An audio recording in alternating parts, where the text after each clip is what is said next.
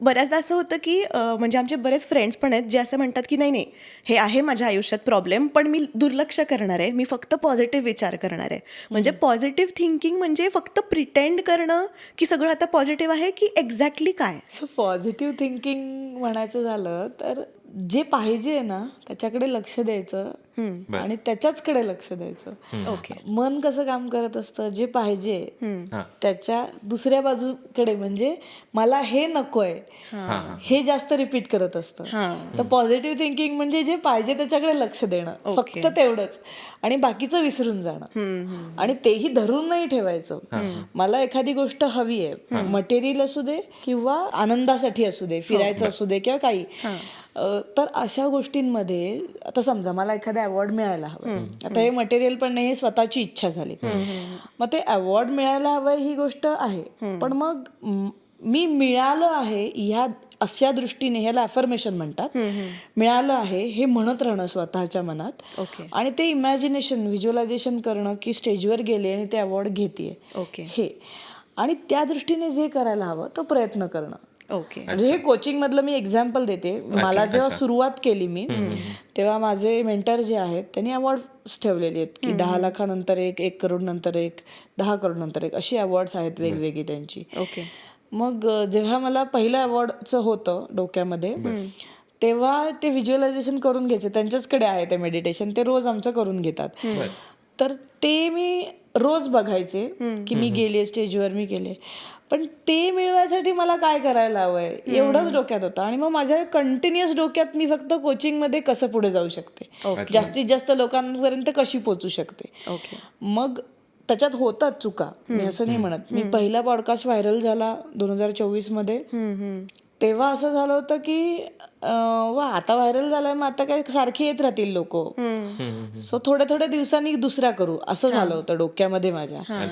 Then I टूक अ gap kind of thing. ते परत बॅक गेलेलं दिसलं मला.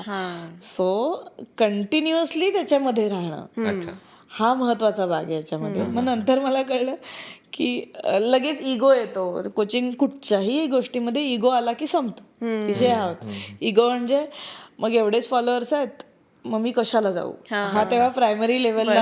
आता माझं चांगलं हे झालंय ना प्रायमरी लेवल. आणि आजकाल प्रत्येक क्षेत्रामध्ये तुम्हाला फॉलोअर्स असतील की तुम्हालाही सॅटिस्फॅक्शन होतं, आणि समोरचा माणूस जरी म्हणजे एखादा समोरचा एकदमच जो शिकलेला आहे आणि एखाद्याला खूप फॉलोअर्स आहेत, खूप फॉलोअर्स आहेत त्याच्याकडे झुकलेली दिसतात माणसं. हो तेच होतं. मग फॉलोअर्स आहेत, मग मी जाते असं. आणि थोडंसं एनर्जी मॅच पण व्हायला लागतं, समोरचा बोलणारा माणूस कसा आहे याच्यावरही थोडं ठरतं.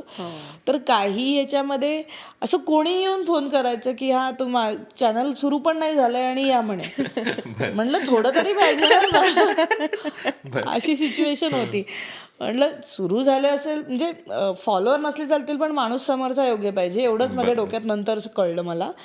मग मात्र मी ते सगळे क्रायटेरिया सोडले आणि जी अपॉर्च्युनिटी समोर येईल ती घेत गेले. म्हणजे जिथे जिथे बोलावलं, जिथे पेड होतं, जिथे नॉन पेड होतं, सगळेच असतात प्रकार. सो बोलावलं, मी करायला लागले आणि आजपर्यंत करतेच आहे.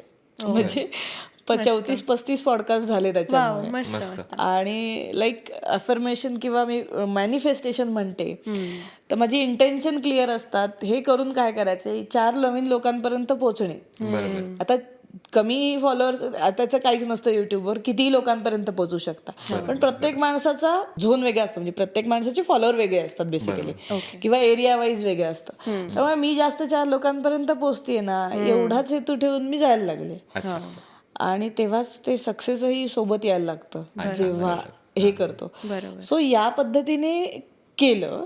म्हणजे काय, मी फक्त पॉझिटिव्ह विचार केला त्याच्याबद्दल की हे वाढत जायला हवंय, मला काय हवंय, फेमस व्हायला हवंय, कारण हे लोकांपर्यंत पोहोचलं तर लोक कोर्स करायला येणार. So I should be that. Marketing करणं हे स्वतःला विकता यायला पाहिजे असं म्हणतात, तर तसं मार्केटिंग ते झालं पाहिजे. मग त्यावेळी जो समोर येईल, जी गोष्ट समोर येईल, जो माझा इंटरव्ह्यू घ्यायला तयार आहे, त्यांच्या सगळ्यांकडे गेले. आताही जाते मी, कारण काय शेवटी अगेन मला जगभरात पोचायची माझी इच्छा. मग काय जिथून पोचेन तिथून, म्हणजे असं नसतं की कुठेतरी आपण अडवलं स्वतःला की तिथे आपण बॅक येतो.